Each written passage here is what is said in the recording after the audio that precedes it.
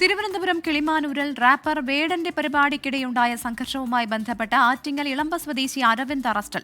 Electrician ഷോക്കേറ്റ് മരിച്ചതിനെ തുടർന്ന് ഈ മാസം 8 പരിപാടി റദ്ദാക്കുകയായിരുന്നു. പിന്നാലെ പരിപാടി കാണാനെത്തിയവർ സംഘർഷമുണ്ടാക്കുകയും ചെയ്തു.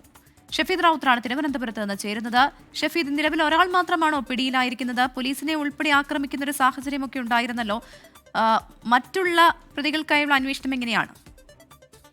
നിലവിൽ ഇപ്പോൾ ഒരാളാണ് പിടിയിലായിട്ടുള്ളത്. പോലീസിനെ ആക്രമിച്ച സംഭവമായതുകൊണ്ട് തന്നെ ഗൗരവത്തിലുള്ള അന്വേഷണം പോലീസ് നടത്തുന്നുമുണ്ട്. ഇക്കഴിഞ്ഞ 8-ാം തീയതിയായിരുന്നു കിളിമാനൂർ വെള്ളല്ലൂരിൽ വേടന്റെ ഈ ഗാനപരിപാടി സ്റ്റേജ് ഷോ വെച്ചിരുന്നത്. അതിന് പിന്നാലെ, അതായത് വേടൻ രാവിലെ എത്തി അവിടെ ആ ദിവസം ട്രയലൊക്കെ നോക്കി. പിന്നാലെ ഈ പരിപാടിയിൽ ഇലക്ട്രീഷ്യൻ ജോലി ചെയ്തിരുന്ന ഒരാൾ ഷോക്കേറ്റ് മരിച്ചു. ഇതോടുകൂടിയാണ് ഈ പരിപാടി ക്യാൻസൽ ചെയ്തത്.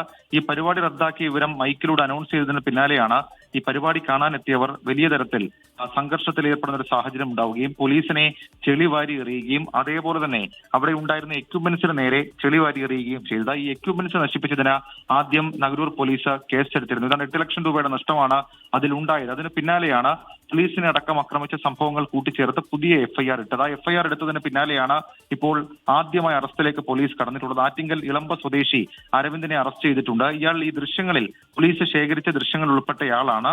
കൂടുതൽ പേരെ പോലീസ് തിരിച്ചറിഞ്ഞിട്ടുണ്ട്. ഇതാണ് കണ്ടാലറിയാവുന്ന 30ഓളം പേർക്കെതിരെയാണ് പോലീസ് കേസെടുത്തിരുന്നത്. അതിൽ മറ്റുള്ളവരെ പോലീസ് തിരിച്ചറിഞ്ഞു വരികയാണ്. ഇവരെയും ഉടൻ തന്നെ അറസ്റ്റ് ചെയ്യുമെന്ന് നഗരൂർ പോലീസ് അറിയിച്ചിട്ടുണ്ട്. പ്രവിധ.